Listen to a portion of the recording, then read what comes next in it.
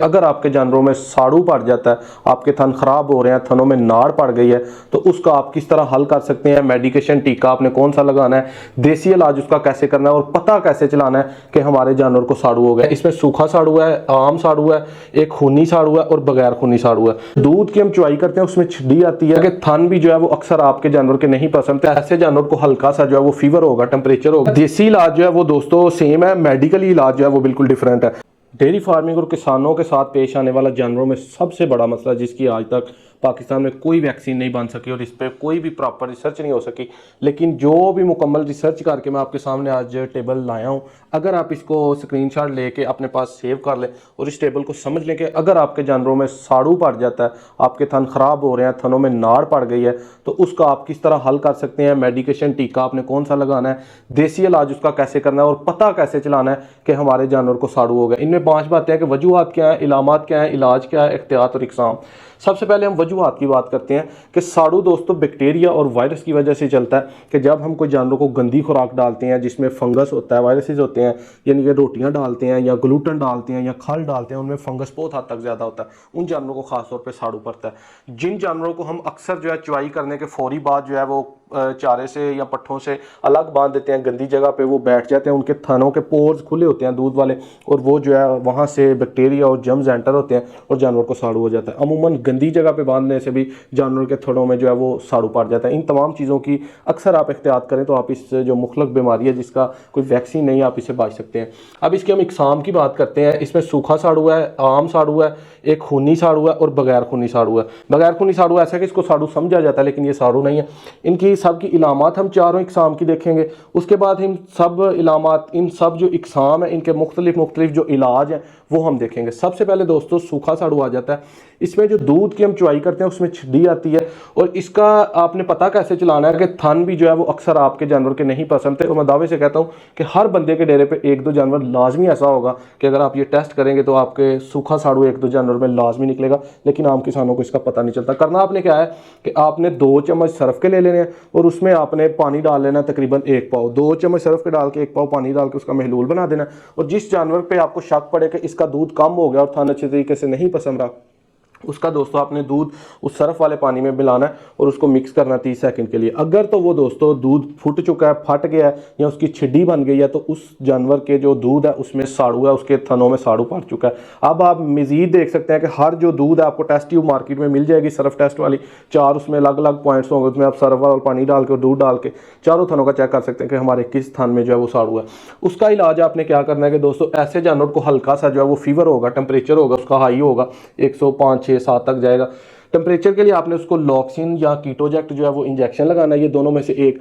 अगर उसको टेम्परेचर नहीं है तो इसको आपने नहीं लगाना, फिर आपने इंजेक्शन उसको वैक्साइल या ट्रायोक्साइल लगाना है, ये दोनों में से कोई भी आपको मिल जाए। वैक्साइल बहुत अच्छा इंजेक्शन है। इसकी जो क्वांटिटी है कि आपने लगाना कितने ml, वो आपको डब्बे के ऊपर हर दवाई की मिलेगी, वही आपने लगाना है, क्योंकि वक्त के साथ साथ उनमें जो मिलीग्राम्स हैं वो बढ़ते कम होते रहते हैं, इसलिए मैं यहाँ पे मेंशन नहीं कर रहा। आपने डब्बी के ऊपर पढ़ लेना है कि वो जानवरों में कितने ml आपने लगाना है, उतना आपने एग्जैक्ट लगा देना है। ये आपने जो पहले सुए का जानवर है उसको लगाना है। अगर आपका जानवर दूसरे सुए का है तो फिर आपने जो है इसको वही लॉक्सिन टेम्परेचर उसका बुखार कम करने के लिए लगा के, ताकि जानवर की सेहत नॉर्मल हो जाए, उसको वैक्साइल लगाना है, या वैक्साइल ना मिले तो ट्रायोक्साइल। उसके साथ आपने जेंटामाइसिन या एनरोफ्लॉक्सासिन, दोनों में से एक इंजेक्शन, एक ये इंजेक्शन एक ये इंजेक्शन, ये दोनों आपने लगाना है अगर जानवर दूसरे सुए का।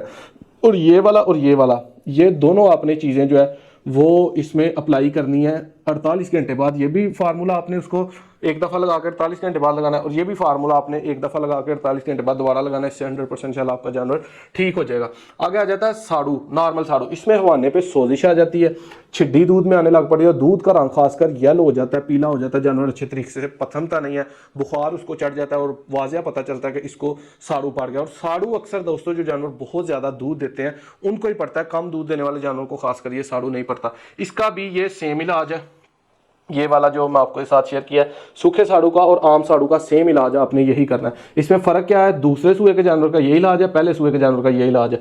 आगे आता है खूनी साड़ू। खूनी साड़ू ऐसा साड़ू है जिसमें दूध से खून आता है और थन जख्मी हो जाता है। आप चुवाई करते हैं, हल्का हल्का जो है खून आना शुरू हो जाता है। खून क्यों आता है कि जो अंदर दूध वाली वेन्स होती हैं उनको बैक्टीरिया या जो फंगस अंदर जाता है वो जख्मी कर देता है, उनको इंजर्ड कर देता है, उस वजह से हल्का हल्का जो है वो खून आना शुरू हो जाता है और थन जख्मी हो जाता है। थन के नीचे वो जो पीप सी बन जाती है या थन के नीचे मुँह सड़ी टाइप बन जाती है, जाती है उसको साड़ू बोला जाता है। इसमें आपने क्या करना है कि सबसे पहले आपने 10 टैबलेट जो इंसानों के लिए इस्तेमाल होती हैं, सी कॉम विटामिन सी होता है इनमें बहुत ज़्यादा, वो आपने रोज़ाना 10 देनी है 3 से 4-5 दिन। इसमें विटामिन सी उसको बहुत अच्छा मिलेगा, उसकी वेन्स जो है वो इंटरनली बहुत स्ट्रॉन्ग हो जाएगी।